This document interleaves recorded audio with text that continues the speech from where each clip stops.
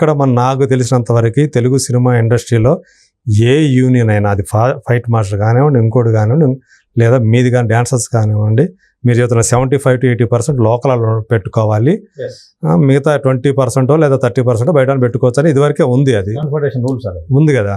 అది మా హయాంలో మేమున్నప్పుడే 2013లో దాన్ని అమెండ్మెంట్ చేశాం. కాన్ఫెడరేషన్ మీటింగ్ లో తెలుగు సినిమాకు 70% లోకల్. ఇదివరకు గొడవలు మీకు ఫైటర్స్ అయితే చాలా గొడవ అయింది కదా. అంటే చెన్నైలో మీద మేము ఇది చేసాం. అంటే చెన్నైలో వచ్చి మా మీద అంటే మొత్తం వర్క్ అంతా వాళ్ళే చేసుకుంటారు, మా హైదరాబాద్ వాళ్ళకు కడుపు కొడుతున్నారు అని చెప్పేసి గత 20 సంవత్సరాల నుంచి ఫైట్ చేయంగా 2013లో 70-30 అనేది అప్పుడు ఒక అమెండ్మెంట్ అయింది కాన్ఫెడరేషన్ మీటింగ్ లో.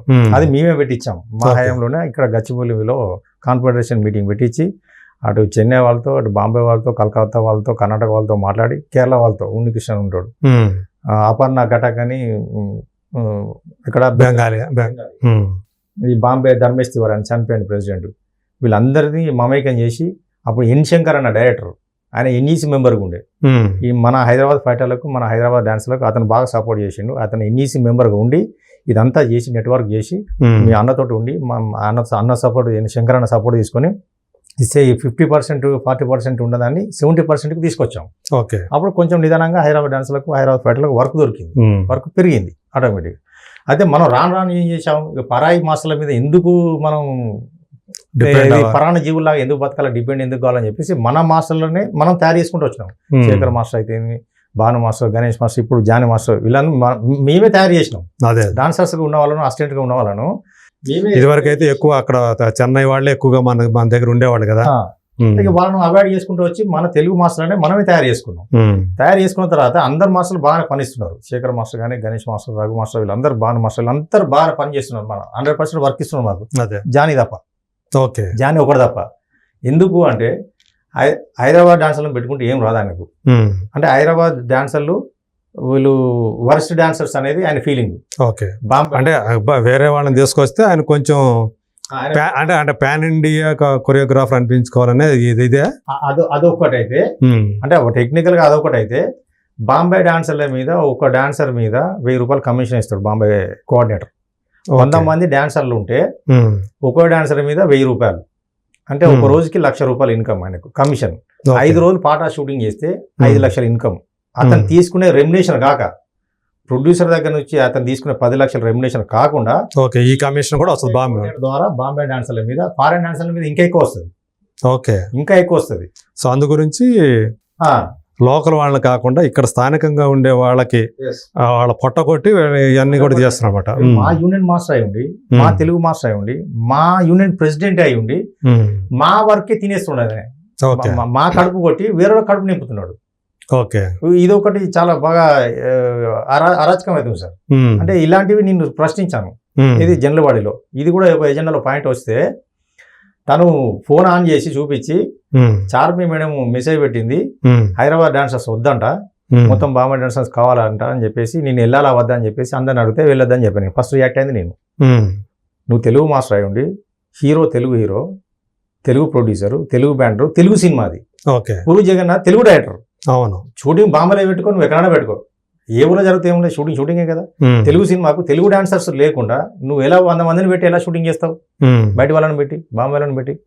అంటే నీ వల్ల ఉపయోగం ఏంది మాకు? నువ్వు ప్రెసిడెంట్ అయ్యి మాకేం లాభం? నువ్వు మా యూనియన్లో ఒక 500 crore అని చెప్పి మాకు ఉపయోగం ఏంటి? మా డాన్సర్లో 100 మందిని కడుపు కొట్టి నువ్వు బయట బాంబేలో పెట్టుకొని చేస్తుంటే ఎలా ఊరుకోమంటావు? పైగా నువ్వు ప్రెసిడెంట్ అయ్యి ఉండి, మళ్ళీ పైగా ప్రెసిడెంట్ అయ్యి నువ్వు ఇంకా డాన్సర్లు న్యాయం చేయాలి. బయట వర్క్ తీసుకొచ్చి మన వాళ్ళకి ఇంకా వర్క్ ఇవ్వాలి. మన వర్క్ తీసుకుపోయి బయట వాళ్ళకి ఇస్తున్నావు. ఆ విషయంలో నేను గట్టిగా రియాక్ట్ అయినా. అది కూడా మనసులో పెట్టుకోండి ఆయన. ఓకే, మీరు ఆయన అడగటం తప్పు అన్నాడు, మీ తప్పు. ఆయన ప్రశ్నించకూడదు ఆయన్ని. ఓకే, అయితే అదే సాంగ్ 4 నెలల తర్వాత మొన్న జరిగింది సార్. 60 boys తో ఇక్కడ హైదరాబాద్ జరిగిన సాంగ్. అందులో మళ్ళీ 30 members బాంబేలో పెట్టుకున్నాడు. దేనికి సాంగ్? ఇస్మార్ట్ శంకర్ 2. ఓకే, ఒక సాంగ్ బాంబేలో చేశాడు 100 మంది తోటి. ఒక్క డాన్సర్ కూడా లేడు హైదరాబాద్ డాన్సర్. 100 మంది అక్కడ వాళ్ళే మొత్తం 100% 100 మందిని బాంబేలో పెట్టుకొని చేశాడు. ఈ రెండో సాంగ్ వచ్చేసి మొన్న జరిగింది 4 months తర్వాత. ఓకే, ఇప్పుడు చార్మి మెసేజ్ పెట్టింది అన్నాను కదా, ఆ సాంగ్ అప్పుడు జరగాల్సింది 4 నెలల తర్వాత మొన్న జరిగింది. 60 dancers బాయ్స్ అయితే 30 బాంబే నుంచి తెచ్చుకోండి. మళ్ళీ మన హైదరాబాద్ బాయ్స్ 30 boys పెట్టాడు. 50%. అది ఎట్లా? అది రాంగ్ కదా. Okay. మన తెలంగాణలో కానీ ఆంధ్రప్రదేశ్లో కానీ షూటింగ్ జరిగేటప్పుడు 100% మన మాస్టర్ మనతోటి చేయాలి. మనం పక్క స్టేట్కి వెళ్తే అక్కడ వాళ్ళని 30% వాడాలి. ఒకవేళ తిను బాంబేకి వెళ్ళి షూటింగ్ చేస్తే 100 మంది అన్నప్పుడు మన వాళ్ళు 70 మందిని తీసుకోపోవాలి. అక్కడ లోకల్ డాన్సర్స్ 30 మందిని తీసుకోవాలి. ఇది రూల్, ఐఫెక్ రూల్. ఓకే, ఇది ఉల్లంఘిస్తున్నాడు ఈయన. ఇది కాలు రాస్తున్నాడు. ఇది జస్ట్ కమిషన్ కోసం ఆశపడి. ఈ కమిషన్ రూపంలో వచ్చిన డబ్బులను ఇప్పుడు ఇలాగా నీకేమైనా ప్రాబ్లం ఉంటే చెప్పు, 10,000 కావాలన్నా 20,000 కావాలన్నా, ఇది ఓకే, తనను ఓన్ చేసుకోవడం కోసం. లేదంటే మొన్న జనసేన పార్టీ కోసం ప్రచారానికి వెళ్ళాడు. అక్కడ అక్కడ ఆటో డ్రైవర్లకు లేదా మదర్సాలకు అక్కడ ఇక్కడ డొనేషన్లు ఇచ్చినట్టు టీవీలో వచ్చింది. ఇలా ఈ కమిషన్ రూపకంగా వచ్చినన్ని బయట పంచుకుంటూ పబ్లిసిటీ చేసుకుంటూ తనను హైక్ చేసుకుంటున్నాడు. ఓకే, సో ఇతను ఇట్లా విరాళాలు ఇస్తున్నాడు, మంచి దాతృత్వం ఉన్న వ్యక్తి అని అనేది పైకి అట్లా. పబ్లిసిటీ అనేది ఓకే, ఇది సార్. సో ఇప్పుడు మీకు అంటే పని రాకుండా చేస్తున్నాడని కూడా దాంట్లో మెన్షన్ చేస్తారు కదా. నేనేం చేశాను, ఫెడరేషన్కి వెళ్ళాను ఫస్ట్. సార్ నాకు ఇలా ₹1,00,000 ఫైన్ వేశారు, 10 సంవత్సరాలు పోటీ చేయదంట, మాట్లాడదంట, ఇదేంటి సార్ అని చెప్పేసి నేను 10 రోజులు ఫెడరేషన్ చుట్టూ తిరిగితే వాళ్ళు పట్టించుకోవాలి. ఫెడరేషన్ ప్రెసిడెంట్, సెక్రటరీ వాళ్ళు పట్టించుకోవాలి. నేను నెక్స్ట్ మాకు లేబర్ కమిషన్ ఆఫీస్ ఉంటుంది, joint commission of labour RTC సెక్టర్లో ఉంటుంది. అక్కడ పోయి కంప్లైంట్ పెట్టాను. కంప్లైంట్ కూడా ఎందుకు పెట్టానంటే అసలు అక్కడ కూడా వెళ్ళేవాడిని కాదు. మార్చి 1, 2, 3, 4 తారీఖులో పుష్ప 2 సాంగ్ ఫిలిమ్స్ ఇట్లా జరుగుతుంది. 280 మంది డాన్సర్లు. ఓకే, 280 మందిలో హైదరాబాద్ డాన్సర్స్ ఉన్నారు, కొంతమంది బాంబే నుంచి వచ్చారు. చెన్నై మాస్టర్ కాబట్టి ప్రేమరక్షిత్ మాస్టర్ చెన్నై మాస్టర్, అక్కడ నుంచి వాళ్ళు 30% వచ్చారు. ఇంకా డాన్సర్స్ యూనియన్లో డాన్సర్ లేక సరిపోక ఒక 30-40 మంది నాన్ మెంబర్స్ బయట నేర్చుకునే, బయట స్టేజ్ ప్రోగ్రామ్ చేసే డాన్సర్స్ ఉంటారు కదా, స్టేజ్ చేసేవాళ్ళు, వాళ్ళు 30-40 మందిని పెట్టుకున్నారు. ఓకే, సరే మీరు నాకు ఫైన్ వేస్తే వేసిండ్రు, ఇది నేను జనరల్ వాళ్ళే మాట్లాడుకుంటా, అక్కడ షూటింగ్ జరుగుతుంది, నేను ఖాళీగా ఉన్నా, నాన్ మెంబర్స్ షూటింగ్ చేస్తున్నారు, నాకు అలౌ చేయండి. నన్ను నాన్ మెంబర్ కింద అలౌ చేసినా ఓకే, మెంబర్ కింద అలౌ చేసినా ఓకే. ఈ ₹1,00,000 నేను జనరల్ వాళ్ళే మాట్లాడతాను, ఎందుకు ఫైన్ వేశారు ఏంటి అనేది నేను అక్కడ నిరూపించుకుంటా.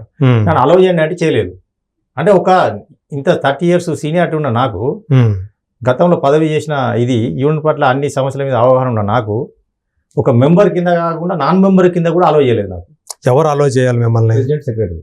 అంటే ఇప్పుడు ఎవరైతే డాన్సర్ తీసుకుంటున్నారో వాళ్ళందరూ కూడా ప్రెసిడెంట్, సెక్రటరీలు ఇది వాళ్ళు ఏమి ఇవ్వరు. కానీ వీళ్ళు ప్రోగ్రామ్ చెప్పని ముందే చెప్పేసారు. నేను ఫస్ట్ ఎవరికి ఫోన్ చేశాను, ఎవరైతే ప్రోగ్రామ్ చెప్తున్నా ఆ కోఆర్డినేటర్ ఫోన్ చేశాను, సురేష్ అని ఉంటాడు. అది ఫోన్ చేస్తే నీకు చెప్పొద్దని చెప్తున్నారు అన్న వాళ్ళు. ఓకే, అని అంటే వాళ్ళు భయపడుతున్నారు. ప్రెసిడెంట్, సెక్రటరీ చెప్పినాక ఎవరైనా భయపడతారు. నేను అప్పుడు ప్రెసిడెంట్ జానికి చేశా, సెక్రటరీ దేవరశ్రీని చేశా, నన్ను అలౌ చేయండి.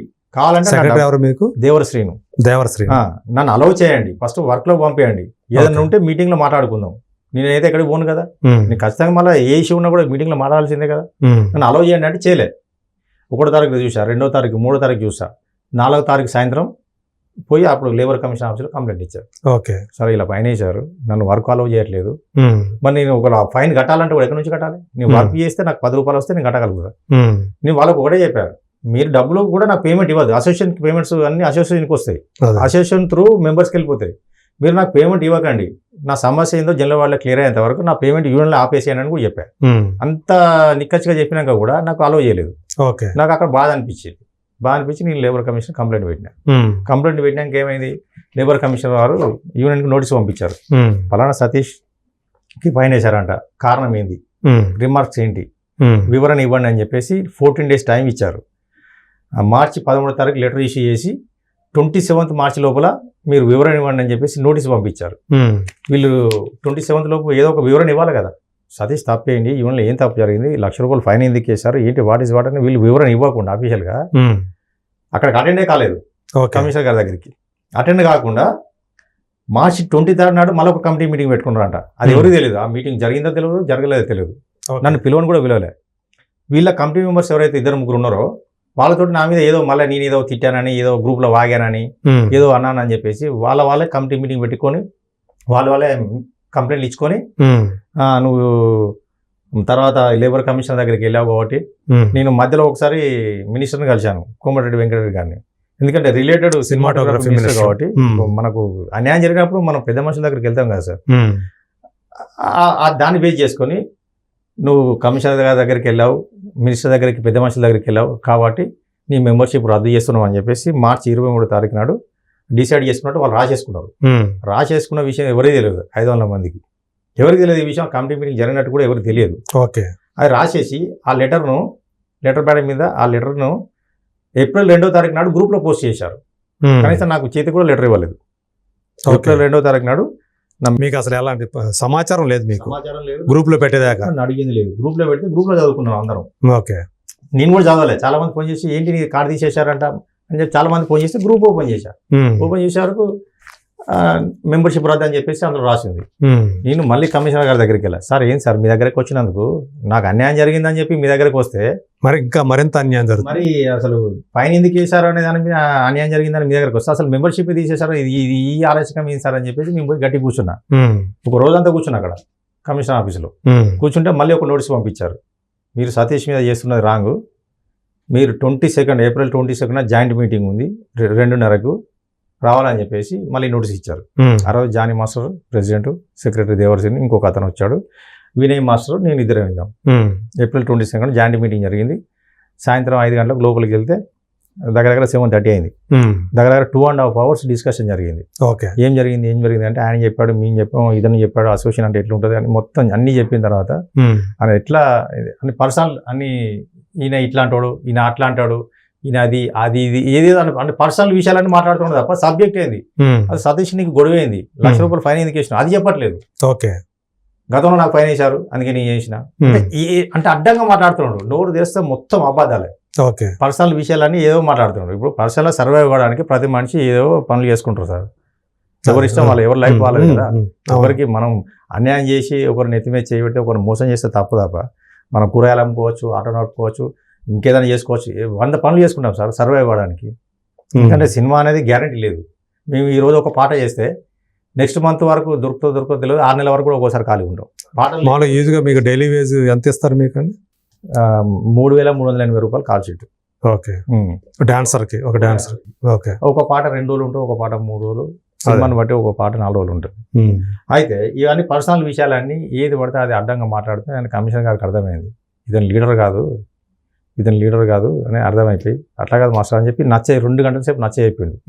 సరే సతీష్ ఏదో మాట్లాడంటున్నావు కదా సార్, అతనితో సారీ లీటర్ రాపించుకో, లేదు అంటే జనరల్ బాడీ మీటింగ్ పెట్టి సతీష్ ఏదైనా తప్పు చేస్తే ఆధారాలు పెట్టి, ఆధారాలు ఉండాలి కదా, ఆధారాలు రుజువులు ఏమైనా ఉంటే మెంబర్స్ అందరికీ చూపించి సతీష్ ఈ తప్పు చేశాడు కాబట్టి ఈ శిక్ష చేయాలన్నా వద్దా అని చెప్పేసి జనరల్ బాడీ మీటింగ్ పెట్టి ఆయన యాక్షన్ తీసుకుంటే, కానీ అతన్ని కార్డు మెంబర్షిప్ తీసేస్తా అంటే అది తప్పు, అది ఒప్పుకోదు రూలు, పని ఆపడం కూడా తప్పు, ఒకరిని కడుపు కొట్టకూడదు అని చెప్పేసి చాలా స్ట్రిక్ట్గా వార్నింగ్ ఇచ్చాడు.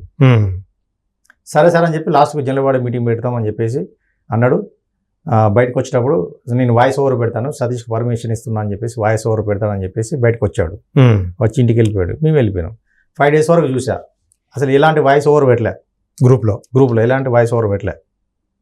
ఇలాంటి వాయిస్ ఓవర్ పెట్టకుండా ఒక 5 రోజుల తర్వాత కమిషనర్ గారి సూచన మేరకు సతీష్ మీద జనరల్ బాడీలో నిర్ణయించబడుతుంది, అప్పటి వరకు షూటింగ్ ఆపదు అసోసియేషన్ అని చెప్పి ఒక లెటర్ వదిలేళ్ళు గ్రూప్లో. షూటింగ్ ఆపము, ఓకే, అసోసియేషన్ షూటింగ్ ఎవరు షూటింగ్ ఆపదు అంటే పర్మిషన్ వచ్చినట్టే కదా సార్, నాకు పర్మిషన్ వచ్చింది మాకు ఇచ్చినట్టుగా. దానికి ముందు ఏమైందంటే ఏప్రిల్ 6వ తారీఖునే ఇది వర్క్ కావాలని ఆపుతున్నాను అని చెప్పేసి ఆయనకు అర్థమై అతను అప్పుడు కూడా ఒక లెటర్ ఇచ్చారు.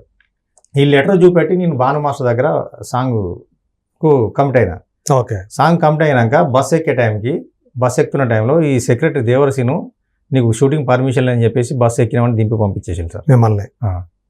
చాలా అవమానమైంది నాకు. ఓకే, నేను ఇంత సీనియర్ అయి ఉండి ఒక బస్సు ఎక్కిన తర్వాత నీకు షూటింగ్ పర్మిషన్ లేదు, కమిషనర్ పర్మిషన్ అయితే మేమేం చేయాలి, మేము ఇచ్చామా నీకు అని చెప్పేసి 6వ తారీఖు నాకు మీకు లెటర్ ఇస్తాను నేను. 6వ తారీఖు నాడు నాకు కమిషనర్ గారు షూటింగ్ ఆపడానికి రైట్స్ లేవు అని చెప్పేసి అతను లెటర్ ఇచ్చిన తర్వాత కూడా యూనియన్ కూడా మెయిల్ పెట్టారు, ఫెడరేషన్ కూడా మెయిల్ పెట్టారు, ఆ కాపీ అయినా కానీ ఆపేశారు. ఓకే, అంటే అక్కడ కూడా లేబర్ కమిషనర్ ఏదైతే ఇచ్చారో దాన్ని కూడా ధిక్కరించారు. అంటే ఒక లేబర్ కమిషన్ అంటే ఒక IAS ఆఫీసర్ సార్. అవును, ఆ గవర్నమెంట్ ఆఫీసర్ ఇచ్చిన ఉత్తర్వును కూడా వీళ్ళు ధిక్కరించినందుకు నేను మళ్ళీ వెళ్ళాల్సి వచ్చింది ఆడికి. సార్ ఇట్లా చేస్తున్నారు సార్ అంటే అప్పుడు జాయింట్ మీటింగ్ పెట్టిండు. జాయింట్ మీటింగ్ పెట్టి 2 గంటల సేపు ఆయనకు నచ్చ చెప్పి అప్పుడు పెట్టించారన్నమాట. 2 గంటలు నచ్చ చెప్పిన తర్వాత సరే జనరల్ బాడీ మీటింగ్ పెడతాం సార్ అని చెప్పేసి అన్నాడు. ఇంతవరకు జనరల్ బాడీ మీటింగ్ లేదు, 3 నెలలు అయితే జనరల్ బాడీ పెట్టాక. జరిగి కమిషనర్ దగ్గర డిస్కషన్ అయ్యి 3 నెలలు అవుతుంది, జనరల్ బాడీ పెట్టలేదు. దానికి ముందు 2 నెలలు, మొత్తం 5 నెలల నుంచి అసలు జనరల్ బాడీ మీటింగ్ పెట్టట్లేదు. ఏమి యాక్టివిటీ చేయట్లేదు. ఏ యాక్టివిటీ చేయట్లేదు. ఉమ్. తర్వాత ఇప్పుడు కూడా మీకు లేదు, పని లేదు ఇప్పుడు మీకు.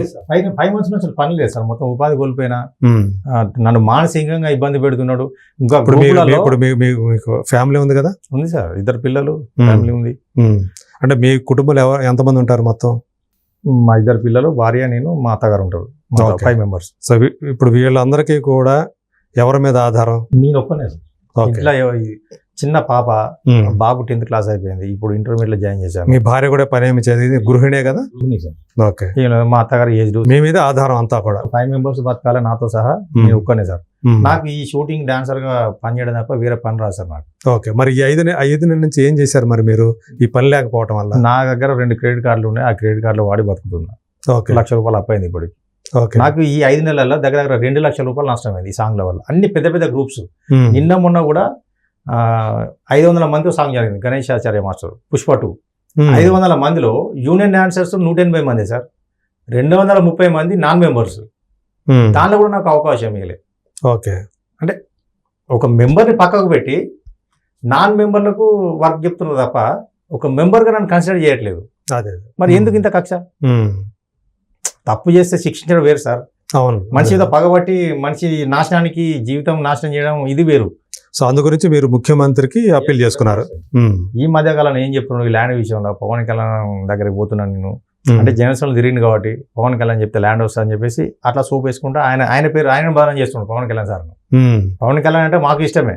అదే. ఇతను ఏదో పవన్ కళ్యాణ్ క్లాస్మేట్ అయినట్టు బయట చాలా క్లోజ్ అసోసియేట్ అన్నట్టుగా మా కలరింగ్ ఏదో ఇస్తారు. కలిసి భోజనం చేసినట్టు, కలిసి ఏదో నెక్కర దోస్తైనట్టు కటింగ్ ఇస్తుండే తప్ప ఉమ్. ఈయన నిన్న మొన్న వచ్చాడు. మేము పవన్ కళ్యాణ్ తోటి సుస్వాగతం సినిమా నుంచి నిన్న మొన్న జరిగిన హరిహర వీరమల వరకు కూడా నేను ప్రతి సినిమాలో నేను డాన్సర్ వర్క్ చేసిన గత 30 సంవత్సరాల నుంచి ఆయనతోటి, ఆ, ఆయన సినిమాలు. కానీ వాస్తవం గమనించాల్సిన విషయం ఏంటంటే ఉమ్.